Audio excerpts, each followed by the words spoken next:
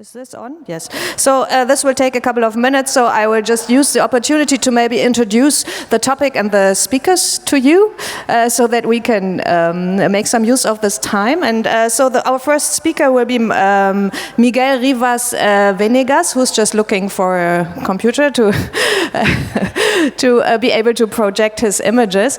And his topic, I think, will be very interesting because he's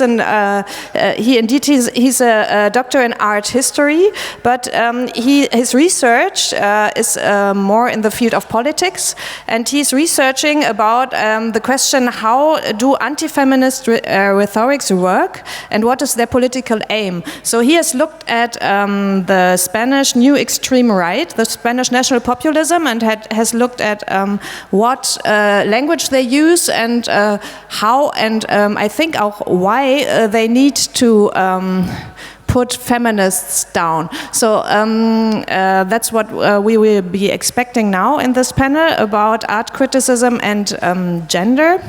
And our second speaker will be Belinda Grace Gardner, and her topic will be rewriting history, art criticism as the vehicle of change in the era of Me Too. And Belinda Grace Gardner, who was born in the USA, is an art theorist, and she has worked for many newspapers and many many media that is writing about art, and among those, the Frankfurter Rundschau, where also I started my career. So I'm looking also quite forward to her. And here I can see Miguel approaching. So I wish you a very interesting talk. Thank you. I don't know if this is on or not. Yep, okay. So thank you very much for the invitation. I'll start right away. The current development of Spanish politics, the exponential growth of the Spanish extreme right, represented both by the recently formed radical party Vox and the refunded Partido Popular, which seems to be going back to its most extremist roots, reinforced and stimulated the expansion of national populist politics at both sides of the political spectrum. Long-time established left-wing nationalist parties, such as Euskal Herria Bildu in the Basque-speaking territories, as well as the until now fast-growing progressive party Podemos in the rest of the Spanish state, represent, on the other hand, the left-wing counterpart in a political scenario in which the vindication of patriotism and concepts such as fatherland and national pride, traditionally rejected by non-populist and non-nationalist left-wing parties, are no more patrimony of the conservative forces. The so-called Catalan crisis, the still escalating situation after the results of the repressed referendum of 1st of October 2017 in Catalonia, reinforced nationwide a political scenario characterized by strongly dichotomy-based worldviews and language use, clear-cut self-representation and political performative strategies which accompany the radicalization of the lexical arsenals of national populist political movements, define the difference between us and them, and reinforce the Schmittian conception of politics as warlike confrontation, which characterizes the so-called by Chantal Mouffe momento populista in Spain. The populist zeitgeist, as Kasmude named it years ago in his widely known publication, seems to be regaining strength in a political arena in which the echoes of the so-called rhetorics of the Civil War and its old lexical arsenals construct again Spanish political communication. To analyze the variant case, which is deeply connected with the current expansion of populist tendencies worldwide, requires a description of the main methodological stances which can be articulated in three main groups. These were intended to grasp the study of this expanding political phenomena, populism, through different perspectives. Without strictly aiming to enlarge the already vast debate on the nature of populism, I will briefly describe them, acquiring at the same time a stance towards the study of a political feature that seems to regain relevance and reappear like a phreatic source. The first one, represented by the highly influential works of Casmude and Cristóbal Calvásar, faces and categorizes populism as an ideology, or to be more precise, as a scene-centered ideology whose thinness allows populism to develop itself both in left-wing and right-wing political contexts. A second tendency, presented by the works of Kenneth Roberts, Kurt Weiland, and Robert Janssen, approach populism by conceiving it essentially as political strategy, as a form of organization and mobilization. The third stance, mainly presented by the particularly well-known works, as they were used de facto as guidelines by some political parties in Spain, such as Podemos, of Ernesto Laclau, Chantal Mouffe, Francisco Paniza, or Michael Cassin. These conceive populism as a way of making claims about politics, giving particular relevance to its rhetorical dimension. This is due to the essentially rhetorical characteristics of populism as political phenomenon, but also because of the influence of some of these works in the development of several of the political parties which I analyze in a postdoctoral project of bigger extent. This stands toward populism that interests me the most. Other works, just to briefly mention them, such as those of Tom Brass, conceive populism due to its appeal to nationalism and agrarian myth, essentially as the antithesis or as the other or of Marxism. This stance overlooks, the way I see it, that certain political movements are or were simultaneously characterized by a sublimation of a backwards-looking romantic nationalism, the defense of progressive political programs, and the return to a golden age, which seems, always according to the inner logic of these political movements, strictly compatible with a forward-looking political stances. In any case, and independently from the three major tendencies that grasp populism, one of the most contested concepts of social sciences, as Betts reminds us, from different perspectives and methodological angles, there are certain core characteristics that have been almost unanimously identified as basic elements of populism. I will briefly list some of them just to justify why I label political parties such as Vox and the Partido Popular as strictly populist and nationalist. The development of a very particular language use, something that can be identified following the work of Tomasz Lejkow as a special language.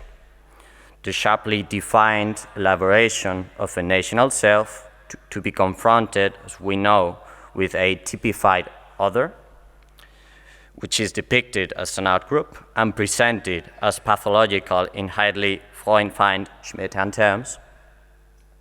The understanding of the political as a warlike scenario and the in-group as holistic community, the simultaneous sublimation of the people and its will, which shall eventually surpass or transcend the relevance of democratic results, and the deification of the political leader, who is presented as the voice of the people and as a lone fighter against the tyranny of the traditional political caste.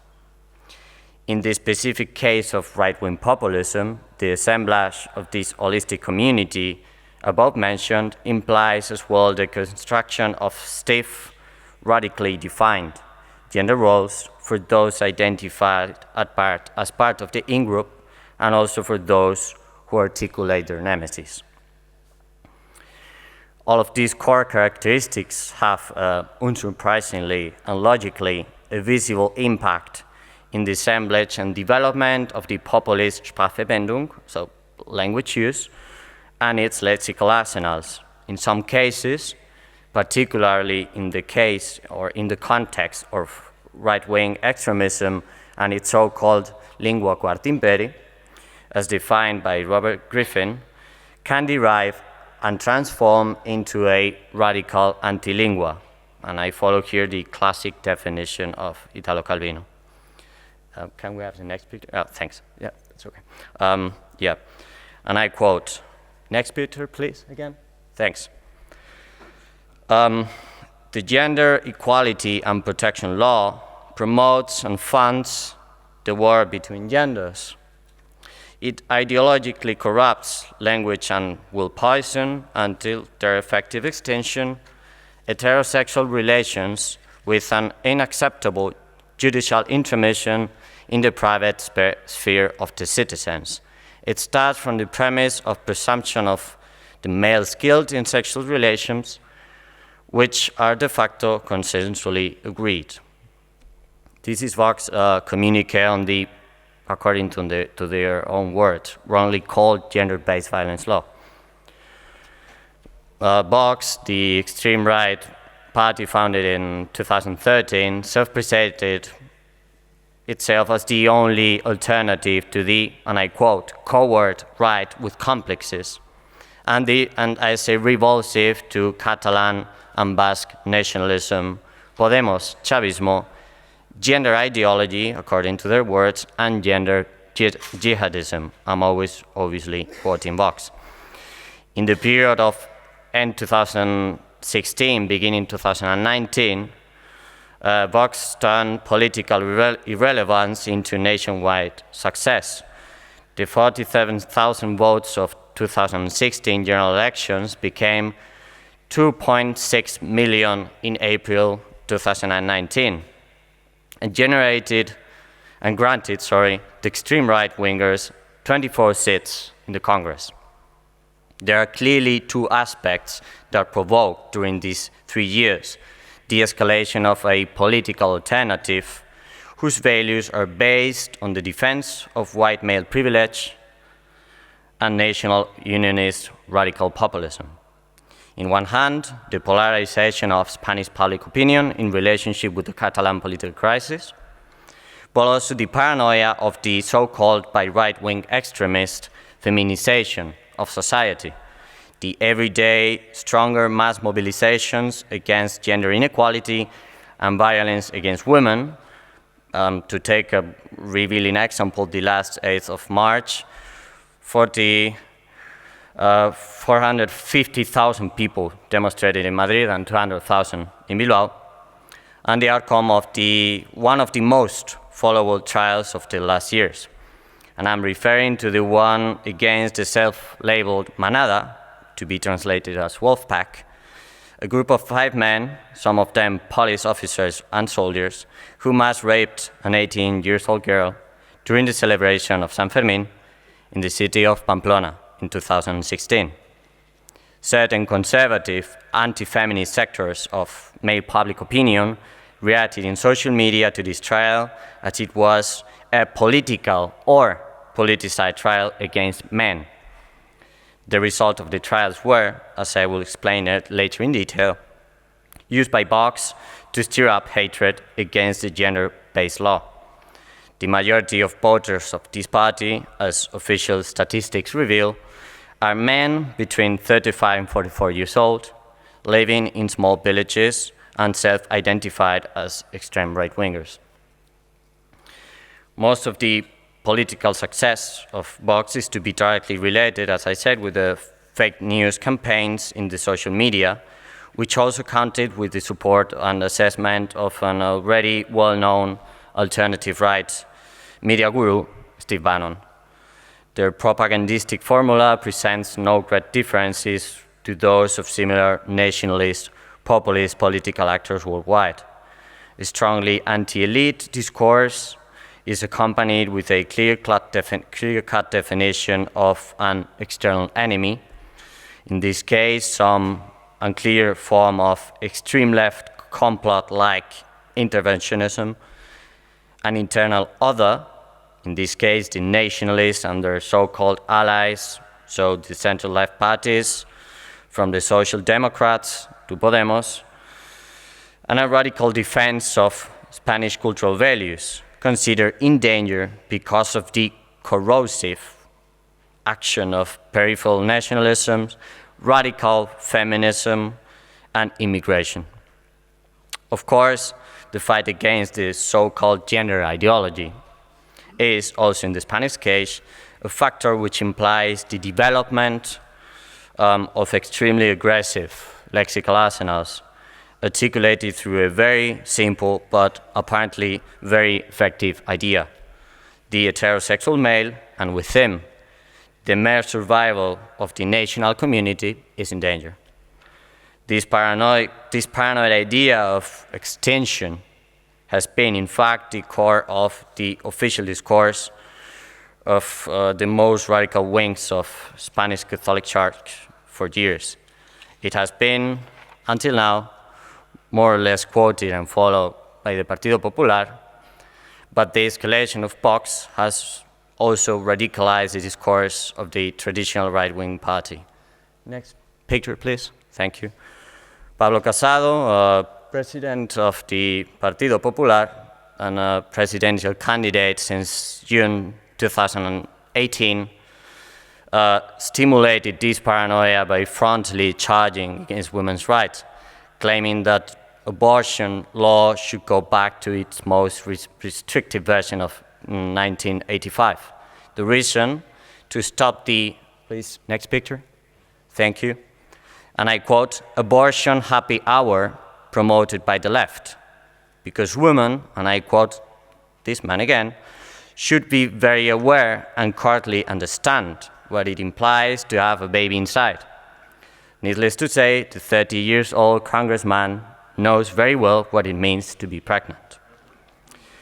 It is not a big surprise that the same rhetorical gurus, and I'm talking again about Steve Bannon, who gave support to the AfD and similar platforms in Germany, recommended to codify and reinterpret violence against women as if they were, in fact, importierte Gewaltexzesse, as claimed by German Identitäre in Augsburg 1 year ago. The declarations of Santiago Abascal, co-founder and actual president of Vox, are in this sense particularly revealing. Eventual forms of violence against women may exist, but they are perpetrated by the other, an argument that simultaneously justifies closing the frontiers, but also abolishing the Ley de Violencia de Género. Next picture, please. Thanks. Well, this is the man I was talking about. Next picture. Thank you. And next picture again. Sorry, the past one. Well, I will quote what was said by the party Vox. We don't want a law that criminalizes men. We want an interfamiliar violence law that protects women, but also men. We want a law in which every detail is known, also the nationality of the offenders. We know that this form of violence is related with the presence of certain kind of immigration, and we affirm this with no shame. This was said in December 2018. Pablo Casado made similar declarations in relationship with the violence against women, as it was, in fact, a label to abolish. In a democratic, free country like ours, he said, it makes no sense to talk about violence against certain gender or age. It makes no sense to underline if it's committed against women, elderly people, or children. There is, according to his own words, no need to turn domestic violence, and I'm quoting, into something political. The political decision of eradicating any mention to violence carried against women, motivated the overuse of rhetorical periods, we could say, extremely vague concepts and euphemistic creations such as, and I quote again, violence occurred in this specific ambit of the family, end of the quote. Women are not suffering from any form of oppression, according to him, abuse or violence, unless it's carried by external enemies of the nation. Warnings of Pablo Casado to Muslims, in general terms, related barbarism, violence against women, and radicalism in a way in which fitted very much the political agenda of the extreme right. In this country, and I'm quoting Casado again, we don't do clitoris ablation. We don't slaughter lambs at home. We don't have, unless imported, obviously, home security problems. Either you adapt to our way of life or you are in the wrong country. End of quote. The deployment of certain narratives around the idea of losing, it was okay, just, sorry. Back again? Yep. The deployment of certain narratives around the idea of losing the national identity is very much connected with this above-mentioned key concept of feminization of society, a notion that was, in fact, constantly present in the discourse of the fascist and ultra-conservative intellectuals, which gave consistence to the political Weltanschauung of the Spanish counter-revolutionary forces in 1936 coup d'etat.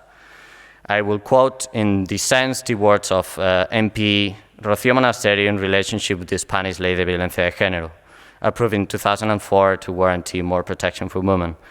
This protection could be related with aggressions carried by unknown perpetrators, but also and more specifically with those carried by intimate partners, ex-husbands, ex-boyfriends, etc. As seen, the strategy of the extreme right is to deny the very concept of violencia against women and to talk about indoctrination, process carried by the state through the implementation of this law.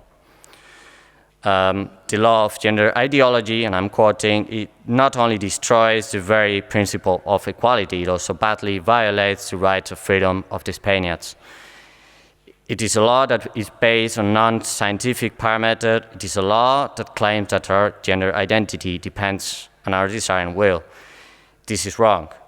It prosecutes everyone who dares to question this totalitarian ideology.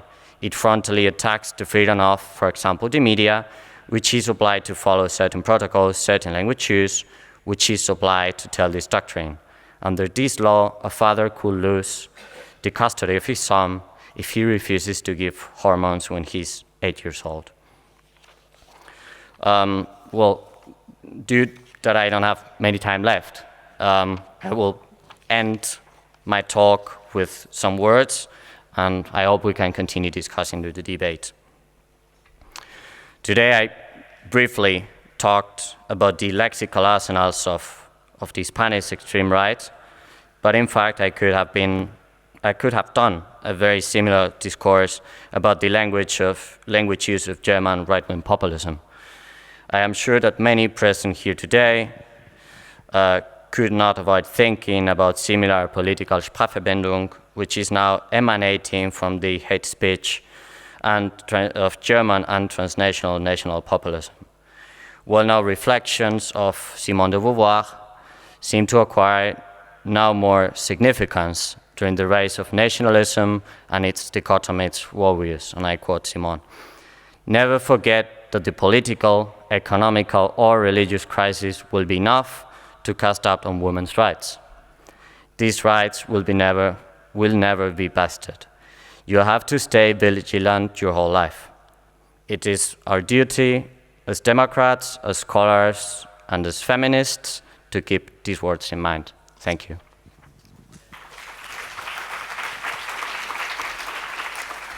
Thank you very much. I think we will directly proceed with Belinda Grace Garner and involve in the discussion later. Thank you.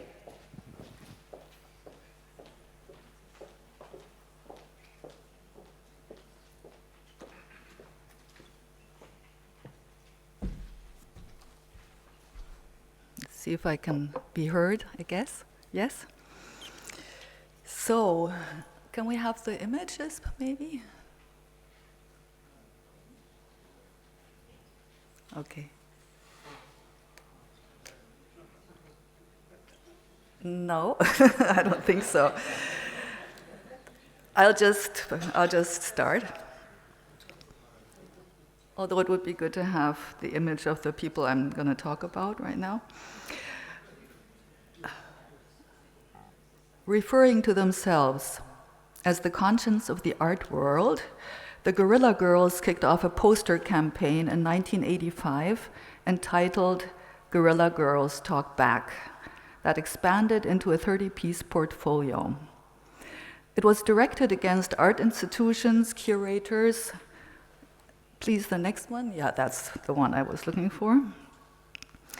It was directed against art institutions, curators, art dealers, critics, and artists who they deemed to be actively engaged in or passively sustaining a system of keeping women and non-white artists out of museum collections, gallery spaces, publications, and other venues of representation.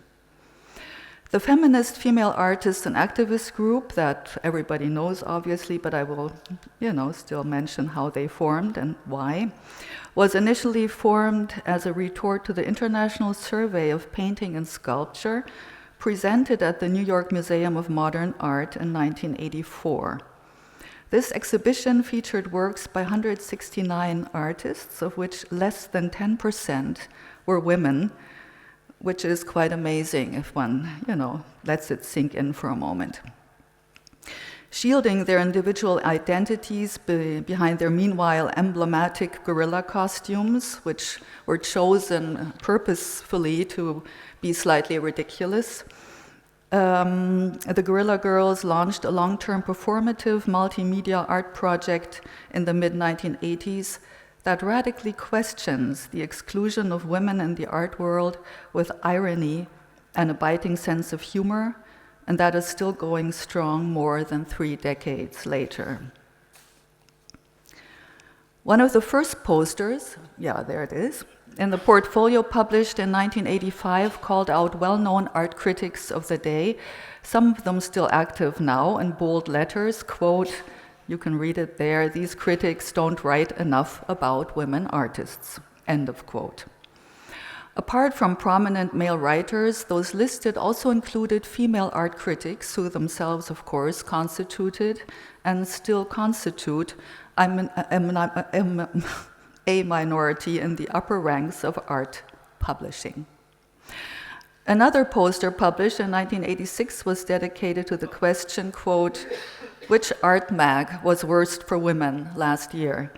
According to the Guerrilla Girls, the latter category applied to flash art and art form, which only featured women artists in 13 to 16% of their articles between September 1985 and the summer of 1986. Already over a decade earlier, the feminist art critics Lucy Lippert, author of the seminal book 6 Years, The Dematerialization of the Art Object from 1966 to 1972, published in 1973, and Cindy Nemser, co-founder of the Feminist Art Journal in 1972, together with the artists Pat Mainardi and Irene Moss, were unsuccessfully pitching articles on little-known women artists to Artforum magazine.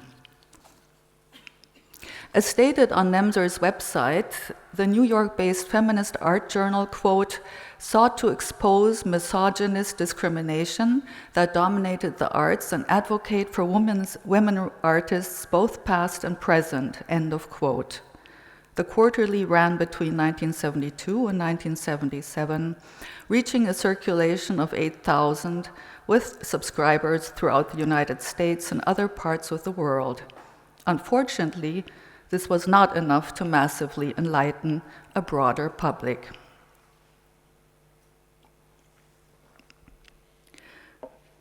Despite the burgeoning feminist movement of the 1970s, the works of female artists such as Helen Frankenthaler and Georgia O'Keeffe were still being belittled as emotional or soft, and in O'Keeffe's case is trivial in their incorporation of body parts, namely female body parts in this case.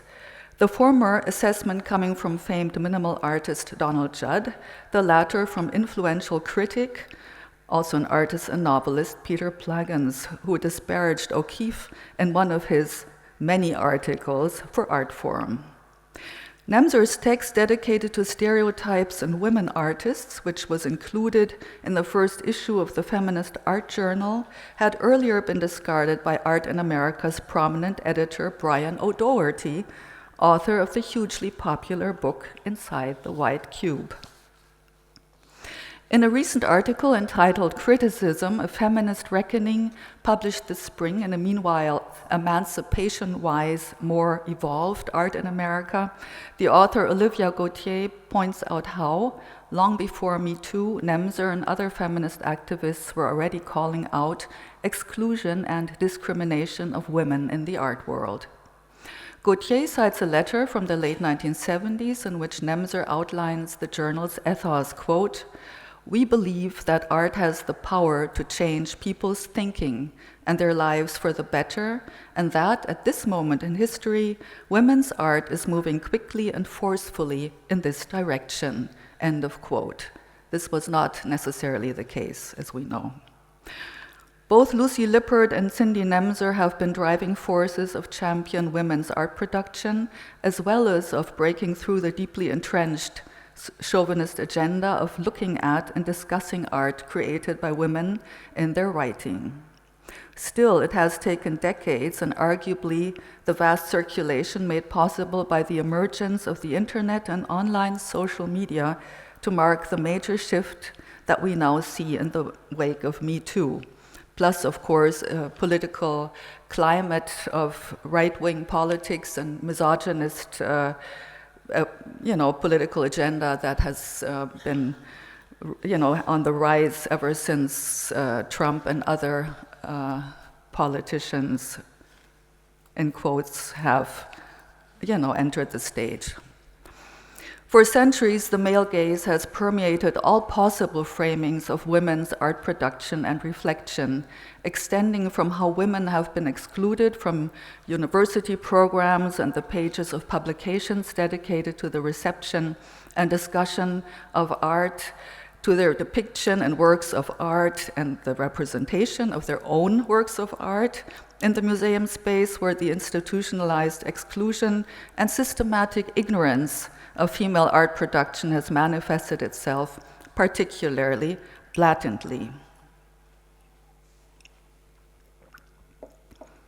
Fast forward to the present. From its ignition in autumn of 2017, the Me Too movement, which I will be using here synonymously with related initiatives such as Time's Up and others, has traveled in the wake of the Weinstein scandal from the abysses of Hollywood to other creative fields, landing right in the misogynist heart of darkness that spans and frames the art world as well. On the Power 100 list 2018 compiled by the London-based magazine Art Review, indicating the most influential current forces in the art world, Me Too was awarded third place for profoundly changing, quote, "the prevailing climate in which curators are appointed, prizes awarded, and exhibitions framed." End of quote. Although I personally find Power 100 lists, or any type of list for that matter of this kind, generally suspicious, the assessment in this case is appropriate. Indeed, the Me Too surge has triggered a surprisingly swift and even dramatic shift in a state of affairs which was still in slow motion or even a no motion mode when Lippard, Nemzer, and other critics addressed it in the 1970s, and which has only haltingly progressed since the Guerrilla Girls began systematically attacking it in their art activism in the mid-1980s. The Me Too movement, which unquestionably has its problematic aspects of collective prejudgment, overzealousness, and lack of differentiation, has nevertheless induced a radical and comparatively immediate reassessment, if not a reckoning, with the hitherto male-controlled status quo in Western society, politics, and culture spanning across national and institutional boundaries. Me Too can be seen as an amplifier of already present voices that, through increased convergence and proliferation, are now finally being heard. In the specific context of the art world, Me Too has not only led to a dethronement and expulsion of male transgressors formerly in charge of art publications, galleries, and fairs for their harassment of women, extending from editors and curators to lenders, sponsors, and to artists themselves. The movement, if it indeed turns out to be more than a short-lived moment in time, has brought about a massive restructuring and recoding of museum collections, as well as a re-evaluation of artworks created by women, their representation in the exhibition space, and their reception by the media and the public. In the process, male artists who have defined Western art history are being toppled from their pedestals and banned, at least temporarily, from their predominant positions.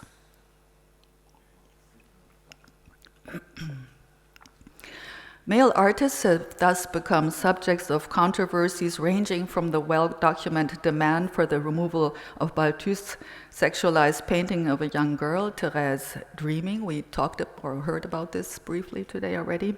From the collection presentation at the New York Metropolitan Museum of Art in late 1917, right up to challenging art historical giants such as Picasso or Gauguin for the sexist treatment of women that becomes manifest in their works, at least according to the new aesthetic agenda of Me Too.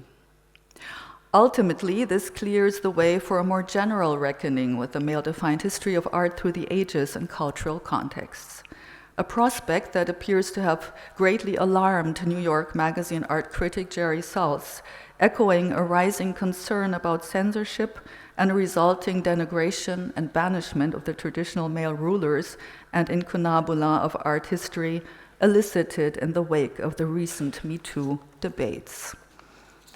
As Saltz argued in an Instagram post commenting the Balthus removal controversy, which was cited by Priscilla Frank in HuffPost Online in December 2017, quote, "If you take Thérèse Dreaming out, you pretty much have to remove all," and he spells this in capital letters, "art from wings of India, Africa, Asia, Oceania, Greece, Rome, Renaissance, Rococo, and Impressionism, German Expressionism, Klimt, Munch, and all Picasso and Matisse," end of quote. Certainly, a sweeping banishment of all works produced by male artists with questionable biographies is not an option, which is why more differentiated forms and formats need to be developed to address the institutional presentation of artists whose work is now being perceived as problematic or controversial, such as opening the museum space for discussion. While aesthetic traditions are being questioned in the name of diversity and more timely perspectives are revealing the sexist and misogynist subtext governing the art historical narrative, collection holdings must also be re-evaluated and recontextualized. As Teresa Soto, an educator at the UCLA-run Hammer Museum in Los Angeles, stated in an online forum on these issues hosted by the Walker Art Center in Minneapolis last year, quote, states, "When an institution chooses to exhibit art, its priorities are also on display." As she further emphasizes, quote, "It is no longer a dialogue between artist and art, nor between institution and art, but an open platform to explore art through the lens of the public's diverse interests and values. I believe," she says, "it is essential to make space for difficult conversations that honor diverse viewpoints if museums are to be valued and respected by their communities," end of quote. Thus, early this year, in a symbolic act that was broadly debated in the media, curator Claire Ganaway of the Manchester Art Gallery in England temporarily deinstalled the late 19th century painting Hylas and the Nymphs, which I'm not showing here, but rather what she replaced it with temporarily, by Victorian painter John William Waterhouse, which is heavily populated by nude female water spirits. In its place, she established an audience forum for the public discussion of sexist representations of the female body. In the course of the dismantling of male dominion proceeding in the art world in the wake of Me Too, female artists are given priority, perhaps for the first time, in the politics of institutional art presentation. As a case in point, the London State Britain is currently highlighting contemporary British art from 1960 to the present with an extensive exhibition of 60 works by 30 female artists. No male artists are involved here, including Susan Hiller, Sarah Lucas, Bridget Riley, and Monster Chetwynd, whose sparkly, copulating mega snail installation on the facade of the Tate Britain created quite a stir last Christmas. 2 years ago, supposedly only 27% of living contemporary artists in the Tate collection were women, according to the Tate's own estimate. The renowned institution is working on expanding its holdings of women artists and planning to more decisively and prominently showcase art created by women in the future as well. The Tate Modern had a head start in consciously and massively expanding the presence of women and non-European artists, particularly since Tate Modern director Frances Morris became its first female director in 2016. This year, it dedicated major solo exhibitions to women artists with the first retrospective of paintings and soft sculptures by Dorothea Tanning since her death in 2012, and England's largest ever survey of the Russian avant-garde trailblazer Natalia Goncharova. This will be followed by the first UK retrospective of the work of Dora Maar, up to now broadly known first and foremost as Picasso's muse and model, starting this November and running through March 2020, so everybody here has a chance to still see it. Many other institutions are shedding new light on the art production of women as well. The London National Portrait Gallery is celebrating the hitherto largely eclipsed female protagonists, and I'm using the word protagonist very consciously here, of the Pre-Raphaelite Brotherhood in an exhibition entitled Pre-Raphaelite Sisters, which will run from October 17 of this year through January 26 of next. Its objective is to explore, quote, the overlooked contribution of 12 women to the Pre-Raphaelite movement, including Evelyn de Morgan, Effie Millet, née Gray, Elizabeth Siddle, and Joanna Wells, née Boyce, which is right here, an artist whose work has been largely omitted from the history of the movement, end of quote. Lee Krasner, formerly outshined by her husband Jackson Pollock in her role as a pioneer of abstract expressionism, has a big retrospective coming up at the Frankfurt Schirn Kunsthalle this autumn following a major exhibition at the London Barbican earlier this year, while the 98-year-old California-based painter Luchita Hurtado, born in 1920 in Venezuela and the mother of internationally acclaimed artist Matt Mulliken, had her first major solo exhibition at Hauser und Wirth, in New York City at the beginning of the year. We already heard about Hauser und Wirth, but we will hear some more. A survey of her work is currently being shown at the London Serpentine Sackler Gallery until the 20th of October, which happens to be Hurtado's 99th birthday. The trend to honor women artists in their later years, and oftentimes only after their demise, has been going strong for a while now, with a relatively late international recognition of Louise Bourgeois or of the Romanian conceptual artist Gheta Bratescu. Bratescu was the first woman artist to be invited for the presentation of a solo exhibition in the Romanian pavilion at the Venice Biennale in 2017. Already over 90 at the time, she died last year. And the list goes on and on and on. The internationally operating Swiss gallery corporation, Hauser und Wirth, is among the most influential forces in the art world at the moment that have played a crucial role in rediscovering formerly underrepresented women artists, which, on the one hand, is a worthy cause. What? 2 minutes. Oh no, I'm not finished yet. I'm sorry. I thought so, but I'm just saying, your time is over. But can I? Oh, well, I still have a few minutes more. Is that okay? Please. Okay, I just want to say that they have played a very important role in rediscovering formerly underrepresented women artists, which on the one hand is a worthy cause, yet on the other it also conveys a sense of opportunism at a time when the works of women artists are becoming hot items and swiftly being usurped into the mainstream of the market as a new exotic asset. I really do still have a little bit more here. Okay, well then I have to skip something here because okay. I just wanted to mention in this context that there has been sale of the most expensive painting of a living female artist represented by Jenny Saville, who sold her work for, I think, $12 million just recently. And this, though, is not how I want to conclude. Please, can you skip, können Sie bitte bis Bild 22 springen? Yeah? As a catalyst of structural change, the Me Too movement has already induced a re-evaluation of the institutionalized and canonized art historical male narrative in the Western sphere. By necessity, we as art critics are essentially involved in this perceptual shift in calling for and bringing forth a new inclusive multidimensional form of textual analysis of hitherto overlooked art production by women and other marginalized groups both in the past and the present.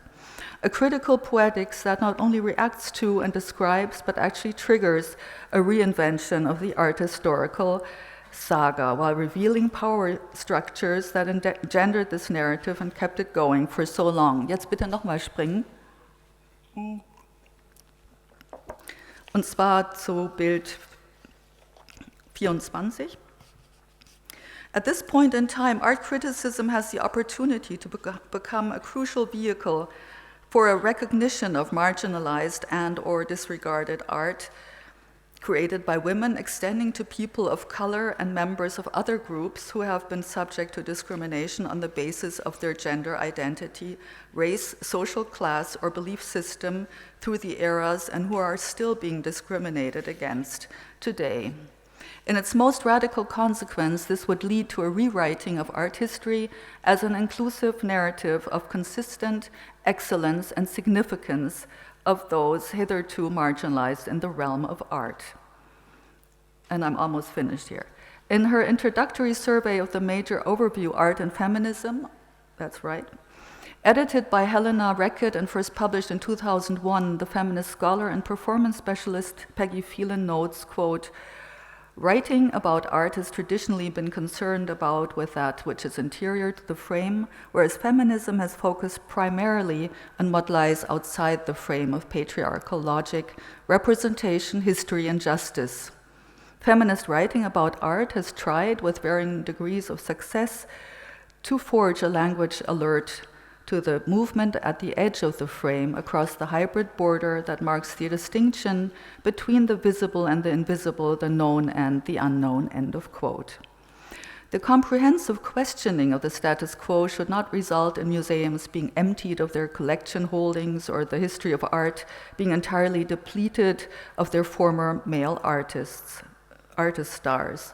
The distribution of vast amounts of signs and labels in the museum space that then superimpose the art they are supposed to comment is also not the ideal strategy to open the recipient's mind and gaze to a new way of seeing. Rather, the objective should be to heighten the awareness towards the previous blind spots and to transcend the ideological aesthetic framings that have far too narrowly defined our Western concept of art, rendering much more richly textured, inclusive, and expanded versions of the former narrative that make visible, possibly for the first time, the many overlooked and non-regarded art producers that came before our current moment and will continue to emerge. The critical reappraisal of this history extending into the present is indispensable for enabling a future in which repressive mechanisms of any kind no longer have any space in the world of art and the world as such. This is the challenge at hand, that we, as art critics, have the chance and, in my view, the obligation to seize and make productive by moving beyond the traditionally cemented limitations and crossing the boundaries into the unknown, opening pathways for a multifocal reconsideration of the past and the present, and for much wider perceptual horizons in the future. Thanks for your patience.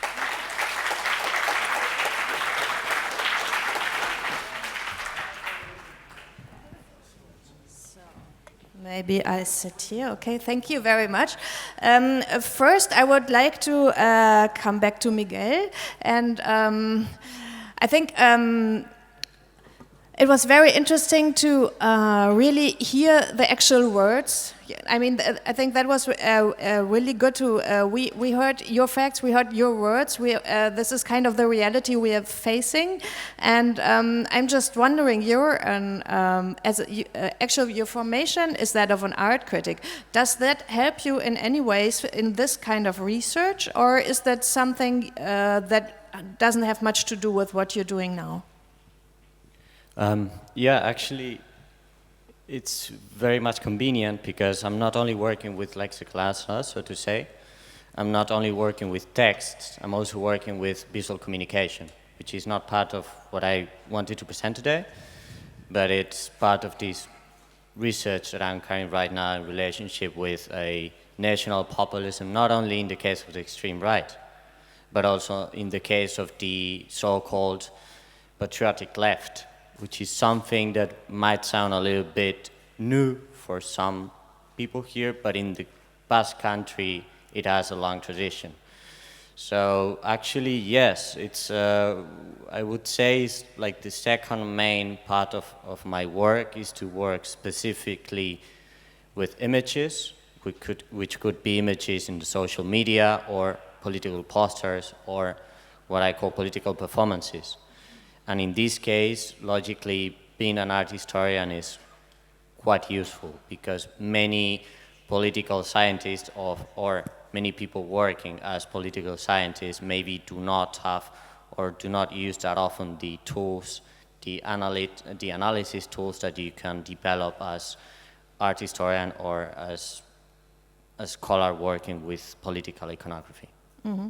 And thinking the other way around, if you look at the discussions maybe that art critics have about, you know, how political can a work be, or does it have to be more open or something like that? When you come from the political field, how do you feel about those discussions?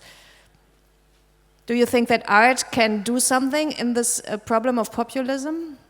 Of course, yeah, I think so. I'm pretty sure that art could continue, not necessarily, but art could and maybe should fight against populism, somehow building the necessary narratives to counterfeit this nationalist tendency, so to say. I think so, yes, absolutely. So Belinda, you also, in the end, you had a kind of an optimistic view about the agency of art criticism. It sounded as if you think that art criticism can really make some change. But how does this translate to your daily work? Like, do you consider like feminist implications when you decide what you want to write about? Well, we cannot even always decide what we want to write about. That's the point. It's not always in one's own hands. Yeah. Really. I think what I'm more aware of in the, in this context now is that, for instance, a current example is an exhibition at the Deichtorhallen in Hamburg, which was in Stuttgart beforehand, and which is titled The Young Years of the Old Masters. Yeah, great show, yeah. And exactly, yes. And this old master title is like the title of a show of 4, big names in German art: Richter, Polke, Kiefer, and what was the Baselitz? Yes, thank Sorry, you. Baselitz. Yeah. We forgot the most. Exactly. And what I immediately was really upset about was not so much there was a comparison between, now the curator, Götz Adriani, had mentioned that now in international contexts, fortunately no longer is Germany a master, ein Meister aus Deutschland. This is a quote from a Paul Celan poem, which meant at the time, Nazi Germany, and that the master from Germany was bringing death and terror. No, now he said the German master is an artist, which in itself is already completely beyond the pale. Beyond the pale. But what I was really worried about was that the whole idea of Deutsche Meister cemented once again this notion of, the male genius artist who is, non-stop being celebrated, even now, even now. And I was thinking, why is the necessity there to re-celebrate something that is already on the market and has been received, for many years? Which is, to answer your question, yes, I am much more aware of these questions right now when I'm writing, and that I make reference to these problems, and that I try also to focus when there is an exhibition of works by Lucita Hurtado, who was news to me as well. I obviously become very interested in really looking at this work and exploring something I had hitherto never had the opportunity to see. So I think one can amplify and work on changing the awareness if one has the possibility to get a newspaper to print it, yes. I think the interesting fact is also that there have been so many discussions in the art world about feminism, and now we have the first biennials where there's 50% women and so on, and men are kind of getting defensive about the fear of being excluded that you also explained very well.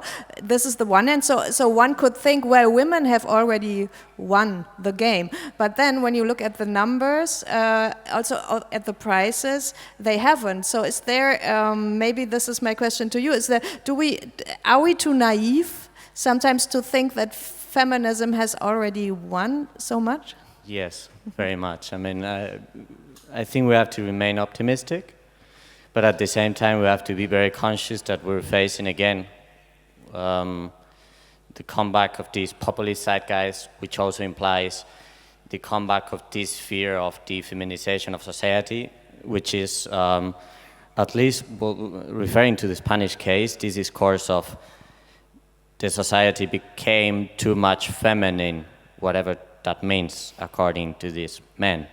So we're facing, because of this, some form of decline, some form of decadence. This is the discourse of the extreme right of the 30s. I believe also in Germany and in Italy.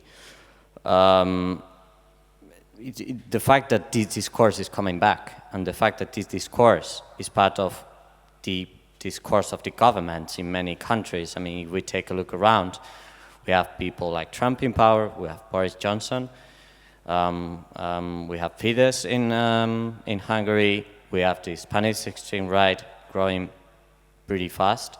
We have Salvini, which is right now not in the government, but he's there. And the list continues. So yes, I don't know if it's about being naive, but I think it's about thinking about fighting back the comeback of this discourse, which became again, if it was at any moment, if it was marginal, it is definitely not marginal anymore, because the extreme right is de facto back in power. I would like to mention, yes, that I think I agree totally with this, and I think also that Me Too is part of this fighting back. I think the whole Me Too discussion wouldn't even be there if Trump, for instance, hadn't been voted or become magically, mysteriously become president of the United States, bragging, about grabbing women by their pussies, etc. So this, I think, really, triggered something, and I think that, and hope actually, that the current political moment and the right-wing surge will actually lead to a much more aggressive form of backlash through women, through, other marginalized groups that will rise and say, you're not going to get away with this. And I think that's where maybe, the chance also for art critics can be to become much more aggressive, actually, in championing, the cause of being resistant, of being not usurpable into some kind of market commodity, which I think very quickly happens. I mean, look at Luchita Hurtado. All of a sudden, she's the big, asset of Hauser und Wirth. This is somehow unpleasant, to say the least, So this is interesting because in a way it also contradicts what Kolja Reichert said earlier this day, because he actually insists on talking about good and bad art, whatever that may be. So, but I think this is a discussion that will also go on tomorrow when we're talking about identity politics and censorship and questions like that. So I would like to open this to the public now. Do you need the... You have a microphone, I bet. Thank you. I have one question to the whole plenum. Sorry, my name is Sabine Maria Schmidt, also art critic and ICA member of Germany. I have one question. Do you think that the Me Too movement arrived to Germany yet? I honestly have no idea of cases of struggle, because you said we should be more aggressive, something. I think it neither arrived to Germany. And I heard that many people are a little bit astonished about that we are not so solidary to many movements. I do think that many methods of those activists are being copied and used also by groups in Germany. I'm mentioning the group Soup du Jour in Berlin, who is also acting quite in an aggressive manner. But what we don't have is, we've had cases of German curators that were kicked out of their jobs, but not in Germany, but in the States. So I think we're kind of half watching the American discussion and kind of thinking we're taking part in it because we're so interested in it. But I don't know any case, like a really Me Too case in Germany. I think the feminist movement is there, but you do know a case? Yes, I do. I'm sorry, I do know a case. I forget the name of the exhibition, but there was an exhibition in Düsseldorf. Yeah, that's what I'm mentioning. There was a Soup du Jour movement that was attacking this Pimmelsuppe. Sorry, this is a very important difference, I think. We are not talking about feminism in this case. No, this was an exhibition. Of the Me Too movement in a sense of sexual abuse and all this No, stuff. this was because there were only like 2 women in an exhibition that was about... Yeah, but it wasn't about sexual abuse, that's true. But maybe... It's about quotes, and this was about quotes in exhibitions. Exactly. And so this is the feminist debate, or right. you mentioned from it's guerrilla girls today. But I was wondering, it's amazing that we have in Germany no cases concerning Me Too. Well, it's they just have a question. So we are waiting. I don't. Anybody wants to come out? Yeah, exactly. Now is the time. Time's up. Okay, here's another question. Are you getting a mic? Yes. I want to ask a question about the... Sure. Could you introduce yourself? My name is Jamie Kiesling. I'm from the US, Ica, USA. I want to ask a question about the limitations of contemporary feminism and, I guess, gender identity-based political movements right now as you framed them. And it's also a question about the limitations of liberal political imagination in the face of right-wing populism gaining traction, apparently, as well as in general. So for Me Too specifically, the call was, many criticisms leveled against Me Too was that it calls to, on women to identify on the level of victimhood. And I think this is something that was also present in, Miguel, your presentation, in terms of how we're framing right-wing nationalist criticisms of law. Of course, there is something that they're correct insofar as all citizens should be equal in the eyes of the law.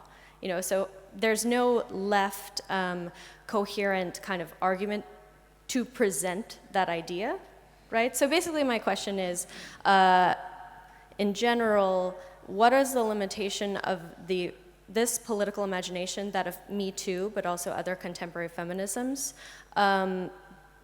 Particularly, I'm thinking simultaneous with the Me Too in the United States, there was an organization of women workers at McDonald's who were consistently facing sexual harassment in their jobs, but that did not get a lot of press. So if there's no kind of coherent organization to create systems in which poor women can leave their marriages and their homes without the fear of destitution, if poor women cannot have children without the fear of destitution, then what is Me Too, what is feminism other than competition for access to the market? That's an important point, I think. I would like to answer to that. I think that's maybe the problem we're facing as, you know, being part of an art world scenario where it's per se already an elitist situation. You know, unless you're working, you know, with methods that Jeremy Deller, for instance, you know, uses and other artists. But I think that's a big problem, of course. Yeah, I mean, it's not going to change, you know, the social structure. It's not going to, you know, emancipate a system, you know, or a whole political system. It can't.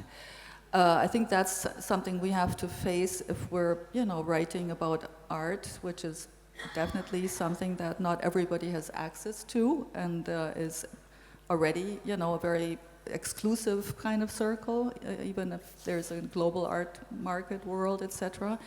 I think that's a big problem, yeah. And I don't know how, you know, how this can be solved. At this point, I think one can only really talk about what one knows, you know, oneself, which is, you know, what is happening in the art situation, which I think already is a, you know, dramatic enough situation if you see the reality of, you know, the inequality that has been rampant there for so many centuries, one might say. But generally speaking, this is just the tip of a very large iceberg, definitely, yeah. Okay, we can take, oh my God. I was going to say we can take one last question before lunch. Yeah. Hi, my name is Sonia Rocassens. I'm a critic and art curator based in Paris. I think of Linda Nochlin. She said that the main goal of feminism in art history is not the valorization of old mistresses that we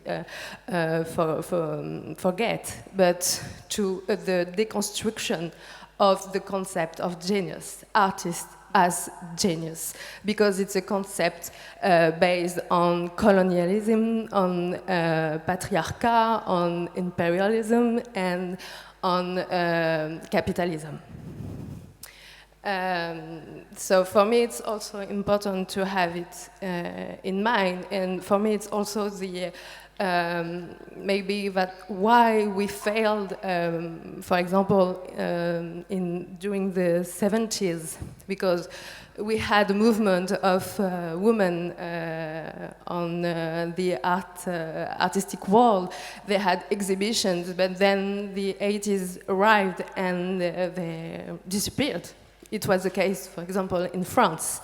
They had a very strong exhibition in art institution in France, but the 80s arrived and we forget them completely. And now we are in this movement of revalorization of the works. But Lucy Lippard said also that in the 70s, when she saw for a biennale that there were 20% of women, she said it's plafond de verre. How do we say a plafond de verre? The bottom. It's a bottom, and so the second leg of the feminism have to fight. If there is a second leg, they have to fight to break this bottom. And she says, if glass ceiling, sorry. Glass ceiling, right. Glass ceiling, sorry. Yes. If, and I say if because some women artists seems to be very satisfied of the situation. There is a contradiction at that moment to the idealism of socialist art world, and so and the idea to sell his work, to have the art world accessible for everybody, and then to have their own work in the market. So there is a dilemma, there is a paradox in the movement, and it was in the 70s. But I think now that the old mysteries are bankable now, we are on the same paradox and in the same dilemma. It's like crazy and a serpent qui se mord la queue. I don't know how to say it. Okay, thank you very much. We really have to keep on discussing this while we're having a great lunch, which is good news. And when do we find ourselves back here? You have to say, Daniel. Okay. Yes, we have now a 1 hour break, and we start at exactly 2:45 with the panel 6 with Marek Wasilewski, Sarah Wilson, and Catherine Large as moderator. Thank you to the ones.